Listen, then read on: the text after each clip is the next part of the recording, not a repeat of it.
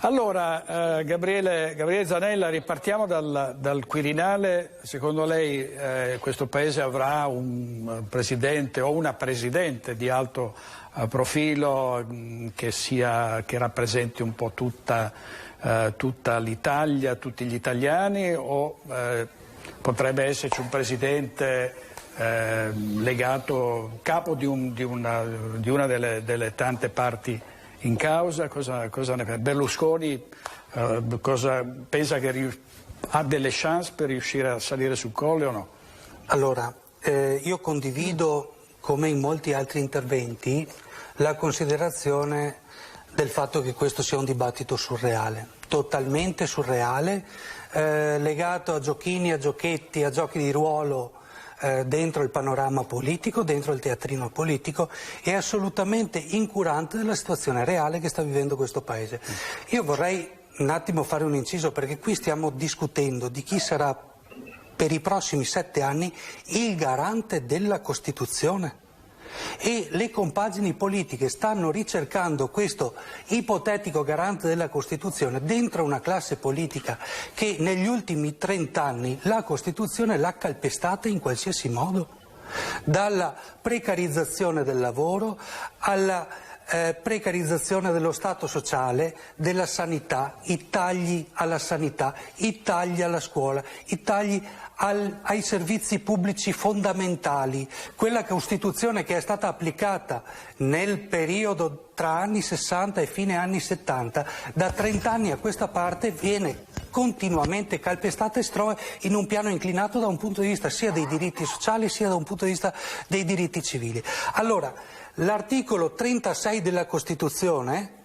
dice che le persone devono ricevere un salario che garantisca loro una vita dignitosa, e qui vengo al problema delle bollette, alla questione delle bollette, perché aumentano le bollette, aumenta luce e gas in termini esorbitanti, aumentano i generi alimentari, le materie prime. L'unica cosa che non aumenta in questo Paese sono i salari delle lavoratrici e dei lavoratori. Allora, che questo teatrino si svolga in questa maniera, io credo incresciosa, è una mancanza totale di rispetto per il Paese, per la situazione di molte persone che adesso non potranno scaldarsi, non potranno utilizzare l'energia elettrica, saranno in estrema difficoltà nel fare questo. Allora, da una parte io credo debba esserci un serio intervento su quelle che sono le accise, dall'altra io non lo considero populista, perché è stato fatto in Spagna un intervento di tagli agli extra profitti. Non è concepibile il fatto che ci siano delle fasce in povertà relativa e in povertà assoluta che non avranno per l'ennesima volta risposte dalla politica, risposte dalla cosa pubblica, da chi, o per meglio dire da chi la gestisce la cosa pubblica. L'elemento certamente ci sono questioni geopolitiche, ci sono questioni macroeconomiche, ci sono questioni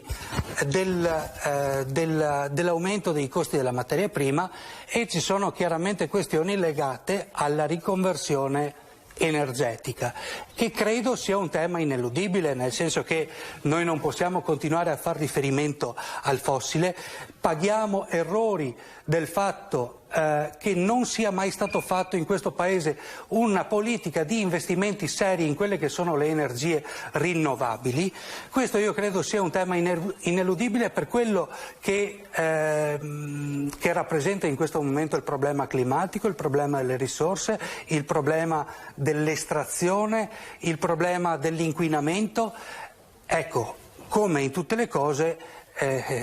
bisogna capirci bene da un punto di vista sociale su chi paga il conto di questo tipo di problema. Ecco, io credo che la forbice alla quale noi siamo di fronte continui ad allargarsi da anni,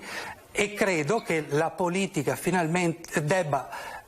proporre delle soluzioni. Credo anche, e questo è ciò che noi abbiamo tentato di fare rispetto alle bollette, con una campagna di raccolta firme, con l'incontro in tutto il Veneto, gli incontri dei prefetti in tutto il Veneto lo scorso 18 dicembre, credo che anche le fasce sociali disagiate che versano nel bisogno e che si vedono continuamente vessate in qualche misura debbano mobilitarsi di fronte a questo tipo di situazione. Io voglio sperare che le forze sociali, le organizzazioni di massa, le organizzazioni sindacali, come ha già fatto il mio partito Rifondazione Comunista, trovino,